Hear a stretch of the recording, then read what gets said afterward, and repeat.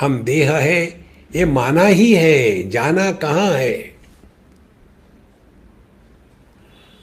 तो मानने का इतना प्रभाव है तो जानने का कितना होगा। तो हमको क्या मानना है।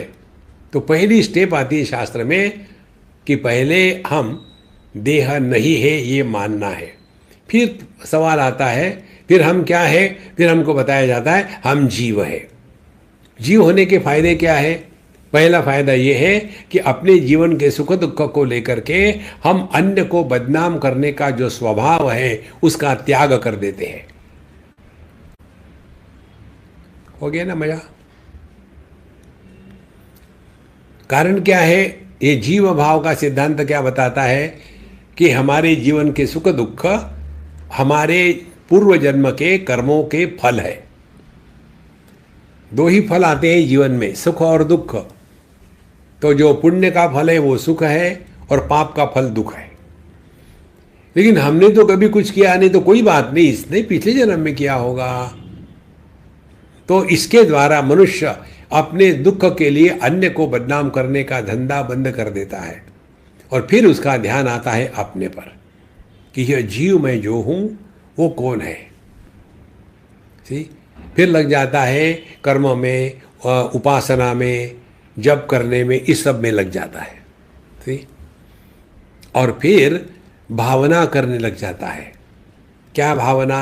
मैं जीव हूं तो मेरा ये देह के साथ जितने संबंधी है उससे केवल सीमित ही संबंध है, वास्तविक नहीं।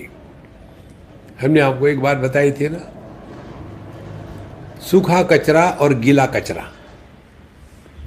जगत के वस्तुओं का संग्रह यह सूखा कचरा है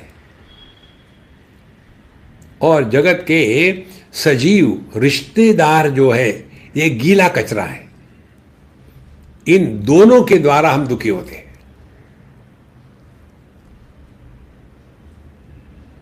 तो कचरे को घर में रखना है कि फेंक देना है, चिंतन करो। तो कैसे फेंकना है। अपनी यह भावना को बदलना है। देखो कि हम जीव है माने देह से अन्य है। देह से अन्य है माने क्या है। तो हमारा ना तो कोई आकार है, ना विकार है, ना प्रकार है, ना संस्कार है, ना तो हमारा जन्म हुआ है, क्योंकि जन्म तो देह का हुआ है। मरेगा देह, हम तो ज्यों के त्यों रहेंगे, क्योंकि अगले जन्म में फिर हमको ही भुगतना है। देह सुख दुख नहीं भोगता। फिर चिंतन शुरू हो जाता है कि अर्थ की है भावना।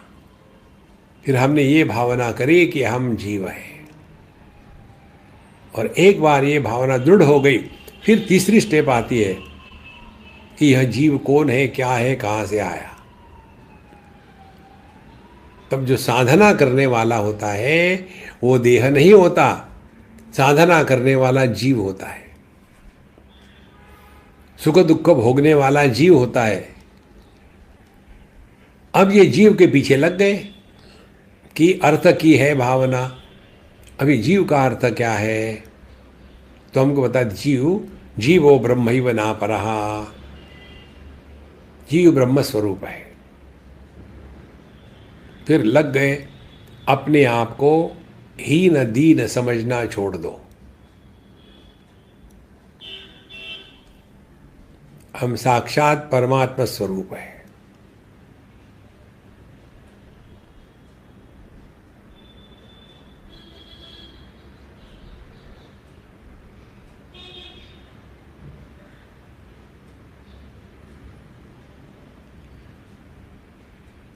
एक क्षण में सब कुछ शांत हो जाता है।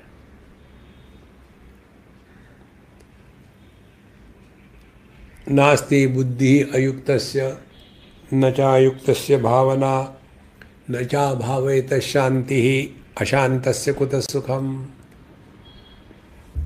तो ये युक्तियां हमको जाननी है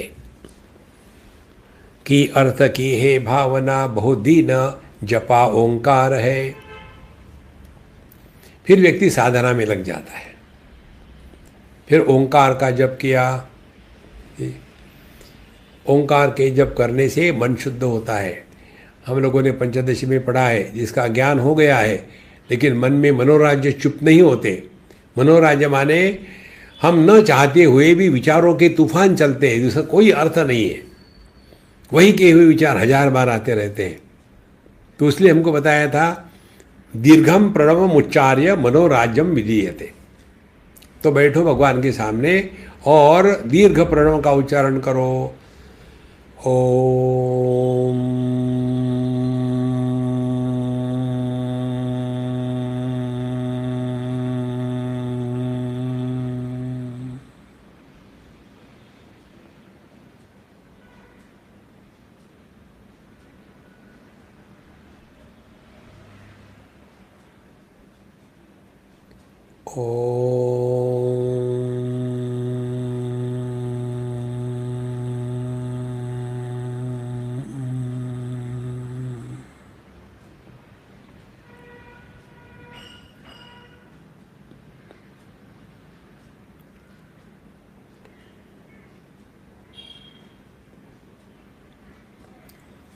तब हम अपने मन पर काम करना शुरू कर रहे हैं। कंप्लेन करने से उसका हल नहीं निकलता। कि अर्थ की है भावना, बहुदिन जपा ओंकार है। बहुदिन, 1-2 दिन में नहीं होता। हम कितने गड्ढे पे गिरे हैं उसके अनुसार बाहर निकलने को समय लगेगा। बहुदिन जपा ओंकार है, भोला हुआ मन शुद्ध उसका ज्ञान में अधिकार है। तो केवल वेदांत श्रवण करना ये पर्याप्त नहीं है। वेदांत से हमने ज्ञान तो ले लिया है, अब जीवन में भी तो उतारना है ना। उतारने के लिए फिर योग का साथ ले लो। बिना वेदांत ज्ञान के योग करेंगे तो केवल शरीर में ही फंसे रहेंगे, त्राटक में लगे रहेंगे।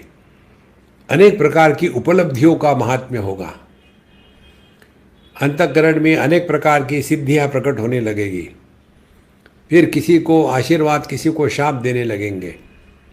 अभी जो हमने आपको बताया था ना चांगदेव महाराज की बात, वो योग में इतने प्रगति कर चुके थे कि उससे बाहर नहीं निकल पा रहे थे। वो, उनको मालूम था वो। देखो, इसीलिए पहले ये बात स्पष्ट हो, शास्त्रों का अध्ययन कर लिया, योग कर लिया। और फिर योग का तात्पर्य क्या है? जो ज्ञान हमको बुद्धि से प्राप्त है, अब वो अनुभूति में उतरा कि नहीं उतरा, उधर देखो ध्यान। तो भोला हुआ मन शुद्ध उसका ज्ञान में अधिकार है। जिसका मन शुद्ध हो गया है, अब उसके लिए कोई भी समस्या है ही नहीं। फिर क्या है? वो एक आध्यात्मिक परीक्षा है।